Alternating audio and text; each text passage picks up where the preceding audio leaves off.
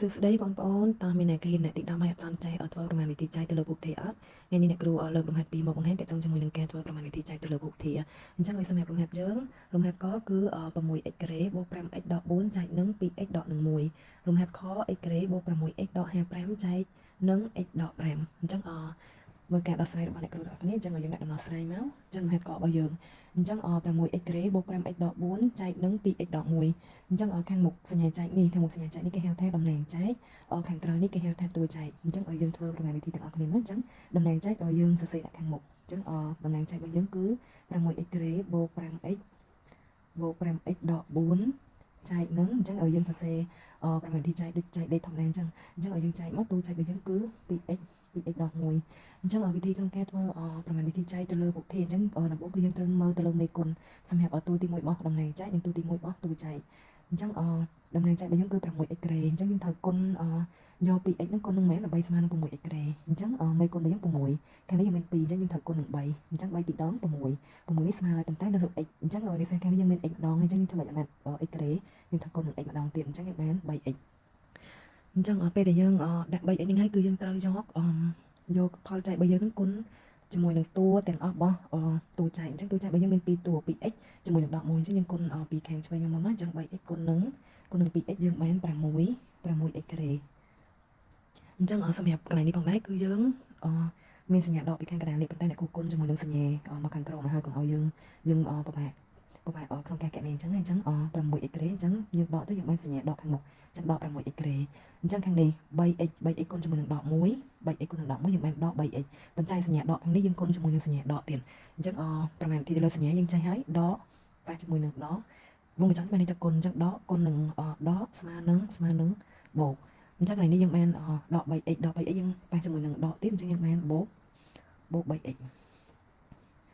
អញ្ចឹងឲ្យយើងតួចែកហើយយើងចែកប៉ុណ្ណឹងណាអញ្ចឹង6x ការ៉េដក 6x ការ៉េស្មើ0យើងបាច់ផ្សេងក៏បានដែរ 5x បូកជាមួយនឹង 3x យើងបាន 8x ដក4អញ្ចឹងពេលទៅដល់កន្លែងនេះហើយយើងមើលទៀតអញ្ចឹង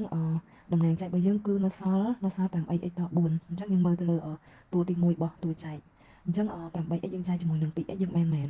យើងមិនត្រូវយក 2x ហ្នឹងគុណជាមួយនឹង4អញ្ចឹង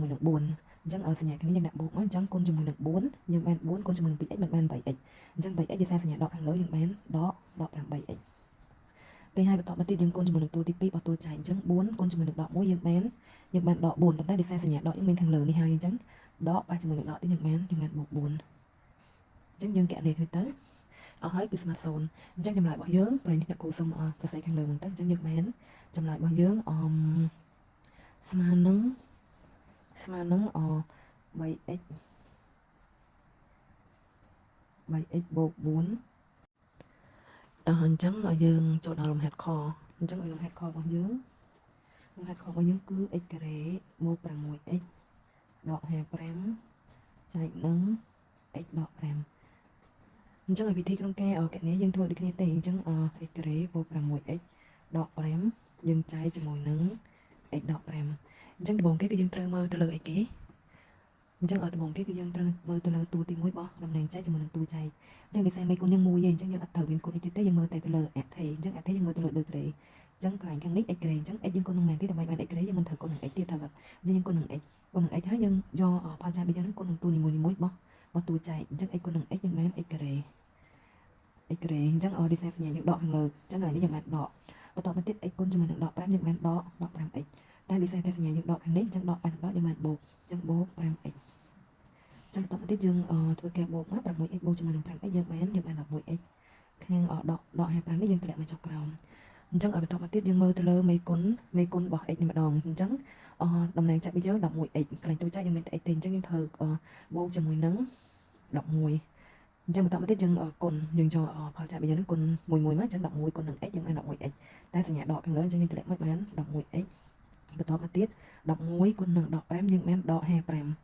អញ្ចឹងដក55ប៉ះជាមួយនឹងសញ្ញាដកខាងលើយើងបានបូក55អញ្ចឹងយើងកណនីមកអស់ហើយអញ្ចឹងចម្លើយរបស់យើងស្មើនឹង x បូក 11អញ្ចឹងវិធីក្នុងការសរសេរចម្លើយរបស់យើងនោះឬក៏បងប្អូនអាចសរសេរបែបនេះក៏បានដែរយើងបាន